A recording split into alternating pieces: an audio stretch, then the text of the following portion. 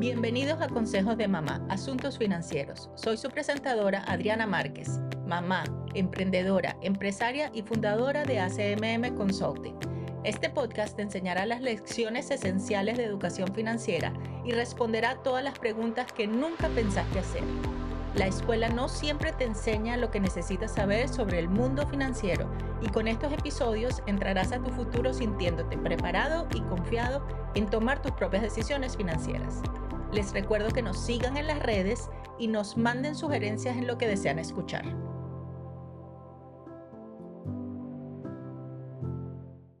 Hola a todos y bienvenidos a nuestro primer episodio de este podcast donde vamos a estar hablando del camino hacia la libertad financiera. Yo soy Sofía Posada y estoy aquí con esta increíble mujer que es mi mamá, Adriana Márquez. Hola Sofi, qué bonito empezar este proyecto hoy contigo. Sí, bueno, yo vine con unas preguntas preparadas que tenía sobre este tema. Okay. Vamos a empezar. Explícame qué es lo que significa para ti la libertad financiera. Bueno, eso es un concepto bastante amplio y bastante relativo. Yo creo que depende de cada quien. Pero libertad financiera para mí significaría como que tus decisiones no estén directamente relacionadas a un resultado financiero. Que puedas tener la libertad de tomar ciertas decisiones de cómo vivir tu vida sin necesidad de estar pensando siempre y absolutamente en el resultado económico que esa decisión te puede tomar. Por ejemplo, que te veas forzado a tomar un trabajo que no es lo que te gusta y no es lo que deseas, porque simplemente es un trabajo que te da un beneficio económico que es el que necesitas para poder tener una calidad de vida. O que no te puedas ir de vacaciones porque no tienes la libertad financiera para hacerlo en un momento dado. A mí me gusta ese término de libertad financiera porque nos enfocamos muchas veces en hacer mucho dinero o hacer poco dinero, o ser millonarios o no ser millonarios, pero para mí esa es una palabra relativa, porque mucho dinero para algunas personas puede ser miles de millones de dólares, para otras personas puede ser el monto que te permite vivir con esa libertad, que en realidad no tiene precio. Espero que yo llegue a ese punto. Claro que sí. ¿Tú te identificas como que tú tienes la libertad financiera que tú deseas? Bueno, lo que pasa es que me estás haciendo una pregunta enfocada hacia mí y pues no, pero porque yo soy una persona sumamente exigente conmigo misma y soy una persona que constantemente quiere superarse. Algo con que yo me identifico mucho, una vez escuché que alguien dijo, ¿cuál es la mejor versión de ti? O nómbrame a alguien que tú admires y que tú quieras llegar a ser como esa persona en un futuro. Mi persona modelo soy yo misma en 10 años. Pues si yo estoy ahí donde tengo la libertad financiera que quisiera, no, porque sé que todavía hay mucho camino por recorrer. Porque esa es mi naturaleza y porque yo siempre quiero una mejor versión de mí misma.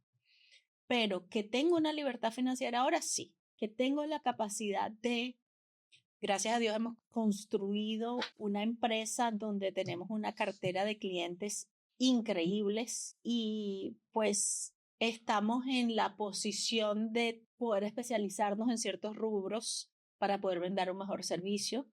Entonces, hacia donde va mi trabajo y hacia donde va mi empresa no es necesariamente hacia donde tiene que ir por cierto beneficio económico, sino que tengo la libertad de decidirlo. Tengo la libertad de irme con ustedes de vacaciones. Tengo la libertad de, no solamente vacaciones, tengo la libertad de cuántas competencias no te ha acompañado a ti en tu vida. Y eso requiere libertad financiera porque no tengo la necesidad de estar presente en un trabajo ciertas horas específicas, pues si no me votan, si no puedo perder el trabajo, tengo esa libertad. Eso para mí es supremamente importante. Entonces solamente el hecho, eso no quiere decir que yo no le dedicaba 40, 50, 60 y hasta 70 horas a la semana a la empresa, pero podía tener la libertad de que si yo quería estar contigo en una competencia de 9 de la mañana a 7 de la noche, podía hacerlo. Claro, probablemente a las 7:30 cuando llegáramos a la casa y como tú me viste muchas veces, tenía que empezar a trabajar para que no se me acumulara el trabajo al día, pero eso es la libertad. La libertad que no se confunda con la falta de trabajo. Libertad financiera es que no tengo que trabajar o que no tengo que hacer ciertas cosas. Yo creo que no nos podemos ir ahí porque entonces es cuando nos creamos expectativas falsas y pues es donde entra la frustración. Sí, sí, sí. Pero es la libertad de que puedo escoger cuándo hacerlo y cómo hacerlo. Ok. Tener esa libertad ahorita te deja vivir mucho más sin estrés. Igual la vida siempre va a tener estrés, pero siento que es una manera que, o sea, deseas un poquito más de vivir. Bueno, te quería preguntar porque me acabo de graduar del bachiller. Estamos yo conjunto con mis amigos buscando todos trabajos, experimentando qué es lo que vamos a hacer después del colegio y no es siempre algo como que nos da tanta libertad como nosotros quisiéramos. Porque me imagino que también a un punto estabas de no tanta libertad financiera. ¿Cómo llegaste y cuáles eran esos pasos? ¿Por dónde fuiste? ¿Cuál era tu camino hacia llegar a donde estabas aquí? Cosas difíciles, ¿cuáles trabajos tuviste que tomar? Mira, Sofi, uno de los primeros trabajos que yo tuve fue en un cine y en una taquilla de un cine. Y ahí era cero libertad financiera, era que yo necesitaba ganar dinero y no tenía ni la experiencia ni los conocimientos necesarios para poder ponerme a escoger. Entonces, que no se malinterprete, no es que, no, si no tengo la libertad financiera en el primer trabajo, pues no va a ser. Ajá. No, como todo en la vida, es un paso a la vez. Ustedes como jóvenes no se pongan expectativas que de repente no son reales, porque es cuando entra la frustración. No pienso que se lo deberían hacer, no es justo para ustedes mismos. Hay una serie de hay un conocimiento que no es necesariamente el conocimiento que te brindan los libros, que todos lo debemos tener para poder ser exitosos en cualquier ámbito de la vida y especialmente el laboral. Hay éticas laborales, cosas tan sencillas como llegar a tiempo, como siempre dar un poquito más de ti, como de entender que nadie es indispensable en un trabajo, ni en la vida, y tú siempre quieres ser esa persona que aporta al equipo. Entonces, no es que mi primer trabajo fue un trabajo de libertad, obviamente no. Y pienso que el consejo que yo les puedo dar a ustedes ahorita como jóvenes es entiendan que están construyendo. Como un bebé, primero se aprenden a dar la vuelta, de que cuando las mamás los acuestan boca arriba, a darse la vuelta y estar en su barriguita. Empiezan a gatear, después empiezan a caminar, después corren. Así mismo es. No podemos vivir en un mundo de inmediatez, donde todos los resultados son inmediatos. Hay cosas que requieren un tiempo. Y ahorita, en el primer trabajo que tú consigas o que tus compañeros consigan, no es tanto enfocado hacia la libertad financiera, sino qué de ese trabajo me puede aportar para yo llegar a ser un profesional mejor el día de mañana. Y puede ser cualquier cosa, o sea, no tiene que ser, si tú estás estudiando mercadeo, no es que tiene que ser un trabajo en asistente de mercadeo, ¿no? Puede ser de recepcionista en una veterinaria, pero ahí te van a enseñar ciertos valores y ciertas cosas de trabajo, ética, atención al público, llegar a tiempo, lo importante de trabajar en equipo y ese tipo de cosas. Sí. Ok, sí, no tienes razón porque yo también, yo me frustraba porque no estaba donde quería estar, pero, o sea, no puedo saltarme los primeros pasos. Es algo que tengo que hacer. Tu compañía, ACMM Consulting, tú abriste esa compañía y tú sientes que eso es lo que te trajo más libertad financiera, abrir tu propia compañía. Definitivamente, definitivamente porque ahí puedo tomar decisiones que antes no podía tomar. Yo antes no podía decidir, estaba sujeta a que alguien me diera permiso para irme a acompañarte a esa competencia o de estar con tu hermano en un field trip o de poder un día específico ir a buscar a tu hermano al colegio. Habían momentos en que yo no podía tomar esas decisiones y para mí ese tipo de libertad es invaluable. Ese tiempo que yo paso con ustedes, el tiempo que paso con familia, el tiempo que pudiera estar con tu papá, para mí eso no tiene precio. Sí, sí. Y no tienes que trabajar debajo de alguien. Entonces no te tienen que decir qué es lo que tienes que Esa es hacer. otra cosa que a mí no me gusta mucho. A mí no me gusta mucho que me manden. Te notas.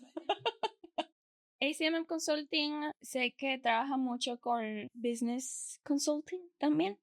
Consultoría de negocios. Sí. ¿Ustedes ayudan a otros a conseguir esa libertad financiera? Sí, definitivamente, porque foco de negocio es asesoría fiscal y tributaria y protección de patrimonio. Entonces esto definitivamente es algo que te ayuda hacia eso porque, pues, querramos o no, y aunque yo siempre te voy a decir, y de verdad ese es mi valor como persona y como ser humano, que la familia no tiene precio, pues la verdad es que necesitamos tener un ingreso económico para poder tener cierta libertad, porque pues hay que pagar la renta, hay que pagar la hipoteca, hay que pagar el mercado, hay que pagar la clase de danza tuya, la clase de esgrima de tu hermano, la clase de soccer de tu hermano, o sea, hay que pagar un montón de cosas. Entonces sí necesitamos ese ingreso. Es depende de la personalidad. Para mi personalidad, porque hay personas que les va extremadamente bien en una estructura de una megacorporación, pero depende de tu personalidad y lo que tú identificas que para ti es mejor. Pero volviendo a tu pregunta de cómo yo ayudo a esas personas, pues uno de los gastos más grandes que tú tienes como empresa, ya seas dueño de tu propia empresa o ya sea una corporación, uno de los gastos más grandes es los impuestos, que eso funciona igual en cualquier país del mundo. Hay que pagar impuestos, o sea, porque así es que funciona un país. Y muchas veces no sabemos de estrategias financieras que nos ayudan a minimizar ese impacto fiscal. Y eso yo los ayudo bastante. Otra cosa que es de suprema importancia, protección de patrimonio. Una vez que tú alcanzas cierto patrimonio, pues tienes que tener como estrategias para protegerlo. Esas son dos cosas importantes en que yo ayudo a otras personas. Minimizar impacto fiscal y protección de patrimonio. ¿Tienes un ejemplo de una vez que ayudaste a alguien a ahorrar tal dinero que los ayudó bastante? Mira, hay una chica que tiene un spa en Orlando y es ella sola. Es una empresa unipersonal de servicios. Y es una chica que es muy buena en lo que hace y pues tuvo un ingreso interesante por el año. Al final del año, pues eran un poco más de $20,000 de impuestos que tenía que pagar. Obviamente, por eso nosotros hacemos planificación. Hay una diferencia entre planificar y preparar la declaración. Planificar es tomas los pasos necesarios durante y antes del cierre de año para poder minimizar ciertos tributos. Un preparador de impuestos es cualquiera, pero el preparador de impuestos simplemente se encarga de ayudarte a cumplir con los requisitos para estar dentro de la ley. Pero ya cuando llegas al preparador, ya no hay nada que hacer porque ya todo ha pasado, entonces ya no hay estrategia que podamos implementar. Pero en el caso específico de esta chica, cuando ella vino a nosotros, era al principio del siguiente año, ya todo el año